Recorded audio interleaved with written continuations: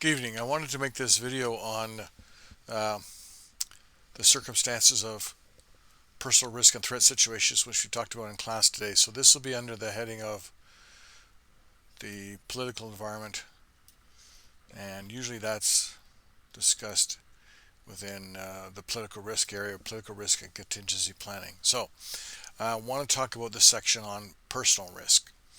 So in this section on personal risk, we talk about some of the personal situations of you traveling on international business, and there's some discussion here about what those risk and threat situations might be, including some examples of former students of mine who have found themselves in a situation and used this advice.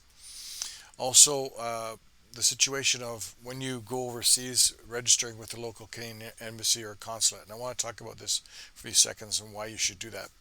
If something happens like an enormous typhoon or hurricane or a terrorist incident, it's going to be natural that your family back in Canada want to get in touch and find out what happened to you. And usually they'll put a 1-800 number on some news channel and say, call this, and Department of Foreign Affairs will find out what happened. But if your relative never in advance registered with the Canadian embassy or consulate when they went to that country to spend some time there, then the embassy won't be able to follow up and be able to know where that person might have been taken to a hospital or so on.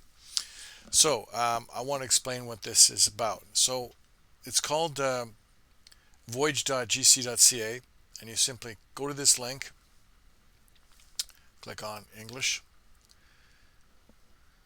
section, and up comes this registration information. Now I have registered previously here, so I'm going to type in my email and my password and submit. And you'll see in here I've got my passport information, which I'm not going to show you. My travel dates. So here I was in France in 2017, and there's the time I arrived and departure and so on.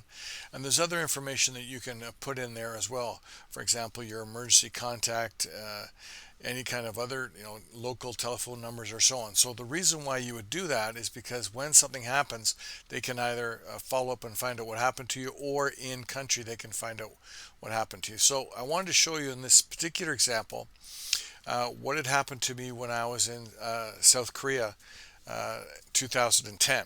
At that particular time, the North Koreans were attacking across the border with different types of missiles and artillery, and did in fact kill a number of people in the capital city in Seoul, which caused people some great consternation because the national airport is right there and very close to the North Korean border.